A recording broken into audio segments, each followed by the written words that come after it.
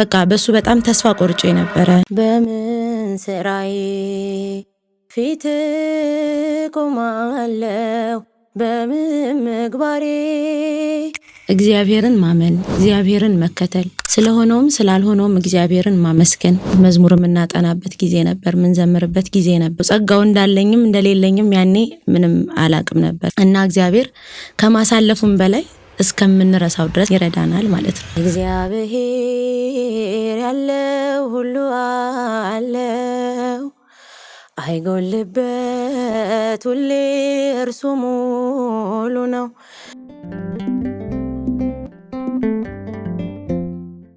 የመጀመሪያው ጥያቄ ራስሽን አስተዋውቂ። እኔ ዘማሪት ሩት ደመላሽ እባላለሁ። የመጀመሪያ ዲግሪዬን በኤሌክትሪካል ኢንጂነሪንግ ከደብረ ብርሃን ዩኒቨርሲቲ ጨርሻለሁ። አሁን በዝማሬ አገልግሎት ላይ እገኛለሁ። ሁለተኛ ጥያቄ በልጅነትሽ ያደግሽበት አካባቢና ቤተሰብ ዛሬ ላለሽበት የቤተ ክርስቲያን እንቁ ማንነቶ ያለው አስተዋጽኦ ምንድን ነው? እኔ የተወለድኩት ደሴ ነው። እስከ 9 ዓመቴ እዛው ቆይቻለሁኝ። የተማርኩት ደግሞ ካቶሊክ ኪዳነ ምሕረት ትምህርት ቤት ነው። እዛም መማሬ ለመዝሙር ትንሽ አስተዋጽኦ አለው ብዬ አስባለሁ። ምንም ያህል የሆነ አይነት ልዩነት ቢኖረንም ስንገባ ጸሎት አድርገን መዝሙር የምናጠናበት ጊዜ ነበር፣ ምንዘምርበት ጊዜ ነበርና እሱ ለመዝሙር አሁን ላለሁበት ሁኔታ አስተዋጽኦ ይኖረዋል ብዬ አስባለሁ። በዋነኝነት ደግሞ ወደ ቤተሰቦቼ ስመጣ ቤተሰቦቼ በጣም መዝሙር አዳማጭ ነበሩ፣ ቤተክርስቲያን አገልጋዮች ነበሩና አዳዲስ መዝሙሮች ሁል ጊዜ እኛ ቤት ይከፈታሉ። ከዛ በተጨማሪ ደግሞ አሁን ላይ ይኑሩ አይኑሩ እርግጠኛ አይደለሁም፣ የመዝሙር መጽሐፎች ነበሩ፣ ግጥም የሚጻፍባቸው መጽሐፎች ማለት ነው። እና እነሱን እናቴ ሁል ጊዜ እየገዛች ትሰጠኛለች። መዝሙሩ ይከፈትና ያው ጸጋው እንዳለኝም እንደሌለኝም ያኔ ምንም አላቅም ነበርና አጠገብ ሆኜ እዘምር ነበረ ከመዝሙሩ ጋር ማለት ነው። ግጥሙን እያነበብኩ ዘምር ነበር እና ከ9 ዓመቴ በኋላ ደግሞ ወደ አዲስ አበባ በስራ ምክንያት መጣን። አዲስ አበባ ከመጣን በኋላ በሰንበት ትምህርት ቤት አገለግል ነበረ። ሳሪስ ኪዳነ ምሕረት ቤተክርስቲያን አገለግል ነበረ። ከዛም በኋላ ፋልከን ግቢ ጉባኤ ከ9ኛ ክፍል ጀምሮ አመራር ላይ ነበር የነበርኩት፣ የመዝሙር ክፍል አመራር ላይ ነበር የነበርኩት። እሱን ከጨረስኩኝ በኋላ ደግሞ ወደ ደብረ ብርሃን ዩኒቨርሲቲ ከገባው በኋላ እዛም ግቢ ጉባኤ ላይ በመዝሙር ክፍልነት አገለግል ነበር። ያኔ አሻራ ጥሏል ብዬ አስባለሁ፣ የዛኔ ሁኔታዬ ማለት ነው። ሶስተኛ ጥያቄ በህይወትሽ በጣም ተስፋ ቆርጠሽ ወይም ተክዘሽ እግዚአብሔር በልዩ ሁኔታ የረዳሽ አጋጣሚ አለ ወይ? በሚገባ አለ። ያው ስንቱን ተናግረን ስንቱን እንተዋለን እንጂ አንደኛውን ላንሳ። 12ኛ ክፍል ተማሪ ያለው የማትሪክ ፈተና የምንወስድበት ጊዜ ነበርና ሁለተኛ ቀን ይመስለኛል አይ ቲንክ ሁለተኛ ቀን የመጀመሪያውን የጧቱን ፈተና ይመስለኛል።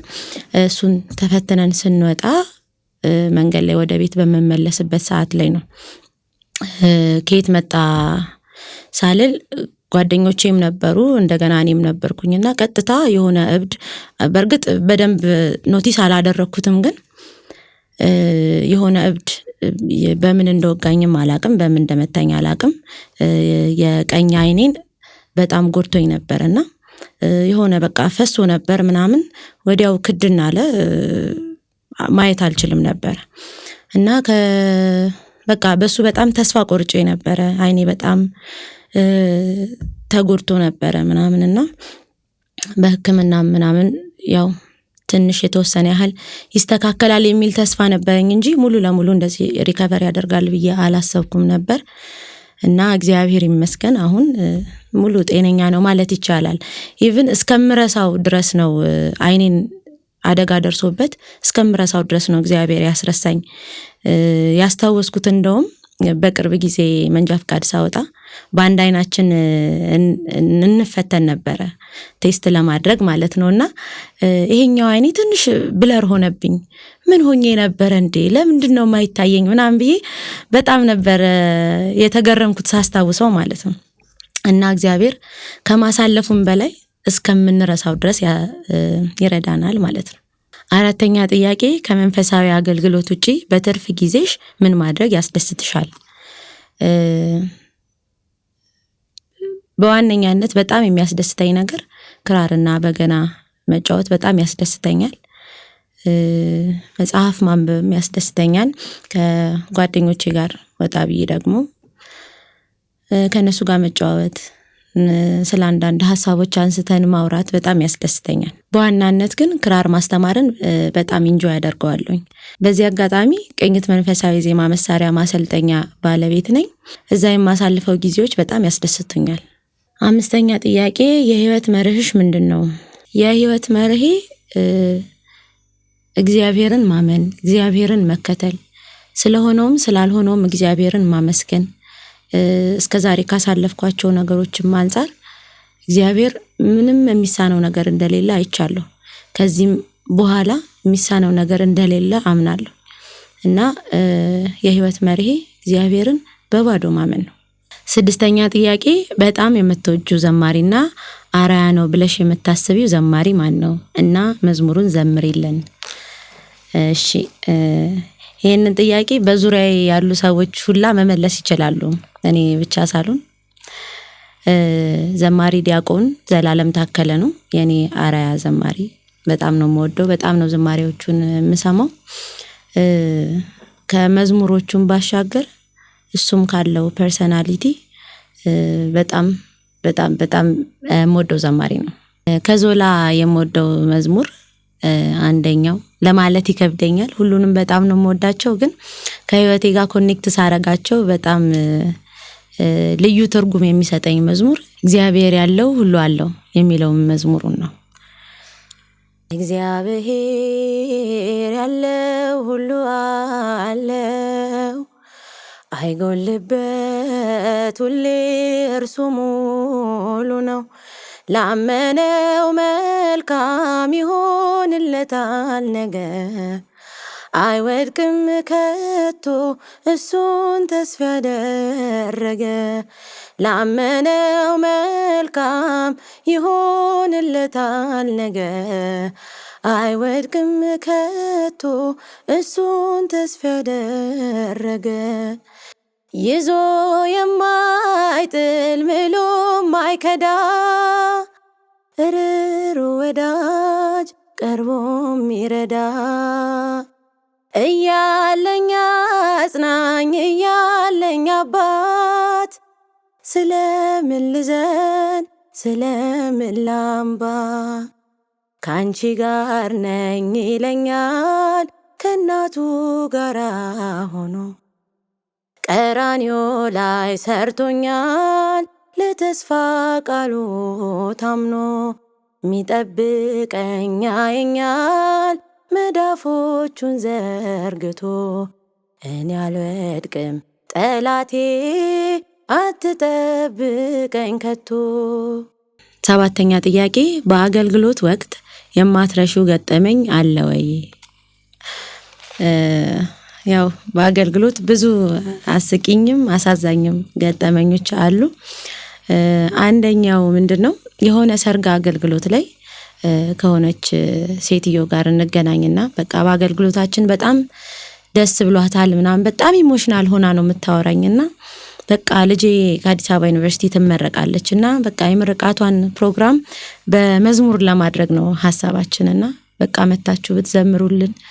ምንም ሐሳብ አልነበረኝም በመዝሙር ይሆናል ብዬና እናንተን ሳያችሁ ነው በጣም ደስ ያለኝ።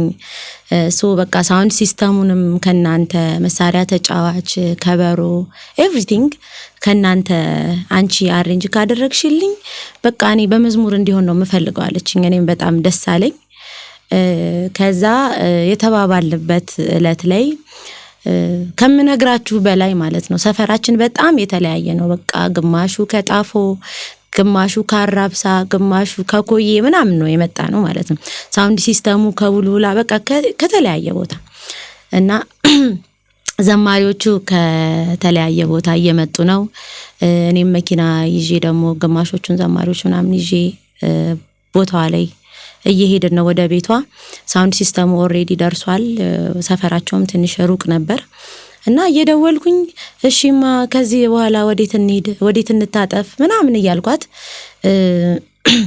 ባለችን ሰዓት ላይ ደረስን ማለት ነውና ልክ በሯ ላይ ደርሼ በቃ አሁን ደርሰናል ብዬ ስደውልላት የዛሬ ወር እኮ ነው ያልኩሽ ሰኔ 6 ነው እኛ የተገኘ ነው ማለት ነውና ሐምሌ 6 እኮ ነው ያልኩሽ ፕሮግራሙን አለችኝ ማለት ነው። በቃ በጣም ነበር የደነገጥኩት። ስደነግጥ ደግሞ መናገር አልችልም። እሺ ብዬ ዘጋሁት ማለት ነው ስልኩንና በሯ ላይ በቃ ድርቅ ብዬ ቀረሁኝ። ብዙ ሰው ወደዛ እየመጣ ነው።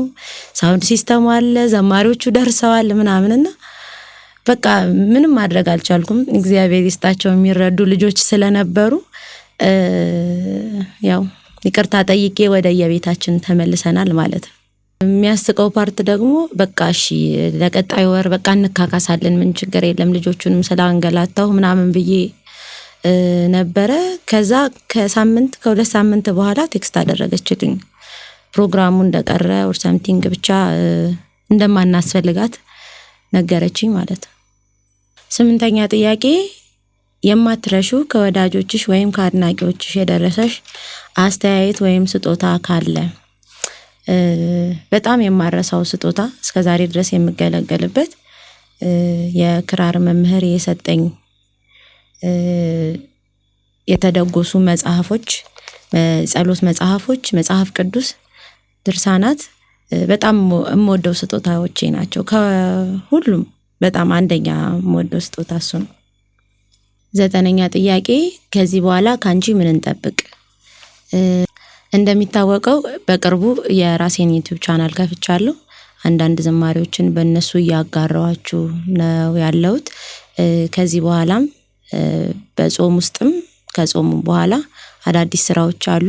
እግዚአብሔር ቢወድና ቢፈቅድ በእነሱ አዳዲስ ስራዎች እንገናኛለን ብዬ ተስፋ አደርጋለሁ። የመጨረሻ ጥያቄ አንድ መዝሙር ዘምሪልን።